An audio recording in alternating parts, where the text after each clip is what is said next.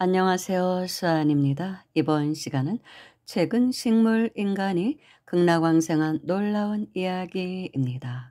이 내용은 대만의 정종 스님의 법문입니다. 어떤 분이 제게 이런 질문을 하셨습니다. 스님, 제가 다른 사람을 위해 존염을 해준다 하지만 그 사람은 이미 혼수 상태에 빠져 있는데 제가 그에게 법문을 해준들 그가 들을 수 있을까요? 이해할 수 있을까요? 제가 그에게 염불을 해주면 효과가 있을까요? 이런 질문을 했습니다. 여기서 존염을 해준다는 것은 존염 염불을 말하죠. 임종에 처한 사람에게 살아있는 사람들이 대신 염불을 해주거나 경전을 독송해 주는 것을 말합니다. 그래서 죽음의 길을 이제 극락왕생할 수 있도록 인도해 주는 그런 것을 존염이라고 합니다. 스님의 답변입니다. 반드시 효과가 있습니다. 반드시 들을 수 있고 말고요. 그때 그가 아주 분명하게 들을 수 있기 때문에 당신은 절대로 그에게 미안한 얘기를 해서는 안 됩니다. 즉, 미안한 얘기란 살아있는 사람이 다 죽어가는 사람에게 또는 숨이 끊어진 사람에게 살아있을 때 그와의 섭섭했던 마음이 있을 거 아니에요. 못 받은 돈이 있다거나 그런 얘기를 해서 그 환자의 마음을 흐리게 해서는 안 된다는 것이죠. 그럴 때는 오직 염불을 해서 그의 마음을 편하게 위로해 줘야만 그가 후생길로 잘 인도될 수 있다는 것이죠. 그래서 안 좋은 얘기를 하며 망자가 또는 환자가 다 알아듣고 혼수 상태에 빠졌지만 다 알아듣고 이렇게 생각한다는 것이죠. 아무개야, 내가 죽었는데도 여전히 나에 대한 험담을 하다니. 당신은 나한테 미안하지도 않은가? 너무한 거 아니야? 이런다는 것입니다. 이렇게 생각한다는 것이죠. 이렇게 잡념이 들어오면 망자가 좋은 길로 가는데 방해가 된다는 것입니다. 그러니까 그럴 때는 다 내려놓고 오로지 죽어가는 사람 또는 죽은 사람을 위해서 일념으로 염불을 해줘야 한다는 것입니다. 그때는 좋은 말로 그의 마음을 위로해 주며 그럼 그는 아주 분명하게 들을 수 있습니다. 또 하나의 사례가 있습니다. 해종법사의 사촌 매형은 해종법사도 대만에서 굉장히 유명하신 큰 스님이시죠.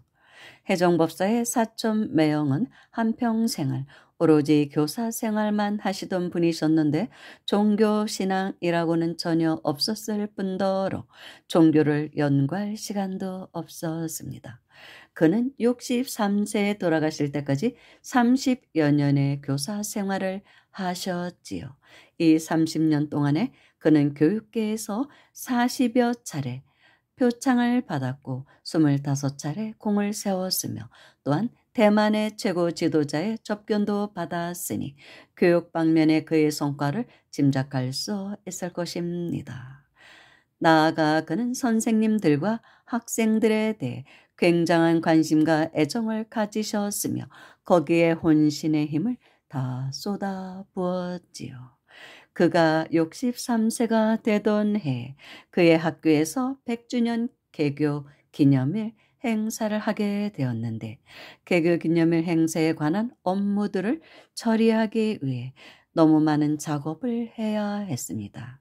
그로 인해 결국 과로로 인한 심근경색으로 갑자기 정신은 잃고 쓰러졌는데 얼굴이 시퍼렇고 검게 변하여 급히 병원으로 보내어 구급 치료를 하였지요. 그의 딸이 와서 보고는 깜짝 놀라 아버지 하고 부르는 소리에 기적이 나타나 심장의 박동은 회복되었지만 말을 할 수 없는 식물 인간이 되고 말았습니다. 그의 가족들은 그를 구할 수 있는 모든 방법을 다 생각해 보았습니다. 이때 그의 부인은 문득 이런 생각이 들었지요. 아, 나에게는 아직 스님 생활을 하고 있는 사촌 동생 한 명이 있잖아. 아마 스님에게는 방법이 있을 거야. 그래서 스님을 모셔왔습니다. 그녀는 스님에게 무슨 신통력이 있거나 아니면 다른 어떤 고명한 방법이 있을 거라 생각했던 것입니다. 스님께서는 병원으로 오신 뒤에 그 상황을 보시고는 바로 그에게 염불을 해주셨지요. 그의 병이 매우 이중하여 중환자실에 계셨기에 매번 30분씩 매일 3번을 들어가 볼 수 있었습니다. 이 30분 중 15분가량의 시간을 가족들로 하여금 그에게 말을 걸도록 하였습니다. 아버님, 우리는 당신을 매우 사랑합니다. 꼭 살아나셔야 합니다. 그렇게 말하도록 시키고 그의 부인도 그의 머리를 빗겨주며 말하게 했습니다. 당신은 머리를 빗는 것을 많이 좋아하셨는데 제가 머리를 빗겨드릴게요. 아주 멋져요. 그렇게 시켰다는 것입니다. 그리고 남은 15분 동안은 스님께서 그의 가족들을 데리고 아주 정성스럽게 염불을 하셨지요. 그런데도 환자는 줄곧 깨어나지를 못했습니다. 이렇게 시간이 얼마나 지났을까요? 43일이 지나갔습니다. 43일째 되던 날 그의 셋째 딸은 어떻게든 자신의 아버지를 살리려고 하는데 마침 어느 도량에서 전화가 와서 말하기를 지금 불공 드릴 준비를 하고 있으니까 아무개님도 여기로 오셔서 불공을 한번 드려보십시오. 아마도 당신의 아버님께 도움이 되실 것입니다. 그런 전화를 받고 바로 거기로 가서 염불을 하였습니다. 이렇게 염불을 하다가 점심 11시가 되었을 때 하나의 광경을 목격하게 됩니다. 그녀의 아버지가 아주 큰 연꽃 뒤에 창호막에 앉아서 허공중으로부터 편하게 내려오셨는데 얼굴에는 만족스러운 표정을 지으며 그녀를 향해 미소를 지어 보이시는 것이었습니다. 그러나 한 가지 특이한 점이 있었는데 그녀의 아버지가 출가한 스님들처럼 빡빡 깎은 머리를 하고 있었고 게다가 입고 있던 옷도 스님들이 입는 가사, 비스듬히 걸친 가사를 하고 있었다는 것입니다. 그에 따른 종교에 대한 개념이 전혀 없었기에 이런 현상을 보고도 이것이 서상이고 좋은 일이라고는 생각하지를 못했습니다. 이때 그녀가 전화 한 통을 받았지요. 아버님이 곧 임종할 것 같아 빨리 돌아와라. 그런데 그 시간에 바로 그때 그녀의 아버지는 심장 박동을 멈췄다고 합니다. 그래서 그녀는 매우 슬퍼하며 말했습니다. 저의 아버님이 곧 돌아가실 것 같아요. 그녀는 매우 슬펐습니다. 그 당시 이 도량에 티벳 남아 한 분이 계셨는데 점심 공양을 할 때 그녀가 급히 떠나려는 것을 보시고는 그녀에게 물었습니다. 당신은 왜 남아서 공양을 하지 않습니까? 그러자 어떤 사람이 그녀를 대신해서 대답을 하였지요. 그녀의 아버님이 위독하셔서 급히 서둘러 가셔야 합니다. 라마께서는 그녀를 위로하며 말씀하셨습니다. 당신은 슬퍼할 필요가 없어요. 당신의 아버님은 현재 부처님과 함께 계십니다. 오늘 우리가 여기서 드린 불공 중에 가장 성공적인 불공이었습니다. 그런데 불공을 드릴 때 라마께서는 진언을 외우고 계셨지만 그녀는 진언을 외울 줄을 몰랐습니다. 불자가 아니었기에 아무것도 할 줄 아는 게 없어서 남들이 진언을 외울 때 그녀는 혼자서 아미타불만 불렀던 것입니다. 대략 11시 정도에 이런 광경을 본 것이었지요. 이 광경은 충분히 그녀의 아버지가 서방 극락세계에 왕생하셨다는 것을 증명합니다. 왜냐하면 그녀의 아버지는 한평생 불교를 믿지 않으셨는데다가 빛이 나도록 머리를 빗고 매끈하고 줄이 선 양복까지 입고 계셨는데 어떻게 딸이 본 아버지의 모습처럼 뜻밖에도 그런 출가자의 모습이었겠습니까? 게다가 어떻게 가사를 입고 연꽃에 앉아서 방광을 하며 오셨겠습니까? 이에 대해 혜정 법사님께서는 이렇게 해석하셨습니다. 사실 요 43일 동안 그가 계시던 병원의 중환자실은 폐관 수행을 하는 관방과 다름이 없었습니다. 왜냐하면 혜정 법사님께서 그에게 법문하시기를 아무개님, 당신은 현재 깊은 혼수 상태에 빠져 있습니다. 다시 말해 지금이 바로 사망하기 전 단계라는 것입니다. 만약에 살아날 수 있다면 당연히 아주 좋겠지만 살아날 수 없다면 곧 죽게 될 것입니다.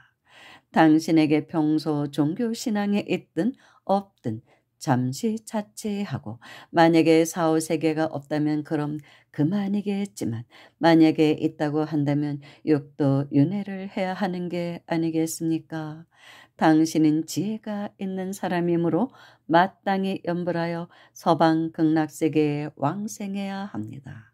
아미타 부처님은 절대 당신을 포기하지 않을 것이고 절대 당신을 싫어하지 않을 것입니다. 라고 말씀하셨고 그 다음 그에게 연불을 매번 15분씩 3번 총 45분을 해주셨으며 평소에도 연불기 한 대를 머리맡에 틀어놓고 하루 24시간을 부처님 명호를 들려주었기 때문이지요. 우리는 상상할 수 있습니다. 그가 이처럼 장엄하게 왕생할 수 있었던 것은 그동안에 그가 법문을 듣고 나서 마음속으로 아, 이건 일리가 있는 말이구나라고 느끼고서 연부를 했을 거라고 말입니다. 제3자의 입장에서 봤을 땐 그 사람은 완전히 죽은 사람이잖아요. 저기에 누워서 말도 못하고 움직이지도 못하고 불러도 듣지를 못하고 말을 걸어도 대답을 못하는데 라고 생각할 수 있겠지요. 그러나 그의 마음은 아주 분명히 알고 있었다는 것입니다. 이것은 일반인들의 상황입니다. 우리같이 연불하는 사람들은 우리가 평소에 연불을 하였기 때문에 그와 같은 그런 상황까지는 나타나지 않을 것이며 그보다는 더 많이 좋을 것입니다. 왜냐하면 우리가 그때가 되면 아미타불께서 틀림없이 오셔서 우리를 영접해 주시기 때문이지요. 따라서 마음속으로 편안하고 즐겁고 가뿐하게 아미타불을 따라서 극락세계로 갈 것입니다. 그럼 이번에는 연불인의 임종 때 상황에 대해서 말씀드려 보겠습니다. 나무 아미타불 연불하는 사람의 임종 때 상황은 어떨까요? 이때는 온통 상서롭고 온화한 기운들로 가득하지요. 옆에 있는 사람들이 봤을 땐 우리가 크게 숨을 쉬고 작게 숨을 쉬고 눈을 크게 떴다 작게 떴다 하고 있지만 사실 우리의 심식은 이미 아미타불께서 영접하러 오신 것을 봤습니다. 아, 온통 부처님의 광명으로 가득한 가운데 관세음보살과 대세지보살 그리고 수많은 불보살님들이 호탕탕하게 무량무변하게 계시고 공중에서 미묘한 하늘음악을 연주하고 하늘에서 갖가지 미묘한 연꽃들이 흩날려 떨어지며 갖가지 미묘한 향기들이 허공 속에 가득 차 있습니다. 보살 성중들은 손에 보배 연꽃을 들고 우리 앞에 다가오시고 우리가 밤낮으로 그리던 아미타불께서 마침내 우리 앞에 모습을 드러내시어 대강명을 놓아 우리를 가지해 주십니다. 부처님께서 우리에게 말씀하시기를 선남자여 그대가 한결같이 연불한 까닭에 내가 그대를 영접하러 왔노라고 하시면서 보배의 손으로 한번 손짓하면 우리는 순식간에 연화부대 위로 올라가게 되는데 그때 우리는 대단히 기뻐하지요. 직접 부처님의 전환을 진견하고서 기쁜 마음으로 예배를 드리려고 우리는 절을 합니다. 선도 대사님께 두 구절 말씀이 있는데 우리들의 왕생의 시움과 수승함을 잘 묘사하고 있습니다. 머리 숙여 예불할 땐 이 세상이었는데 머리 들어보니 이미 아미타불의 나라에 이르렀다네.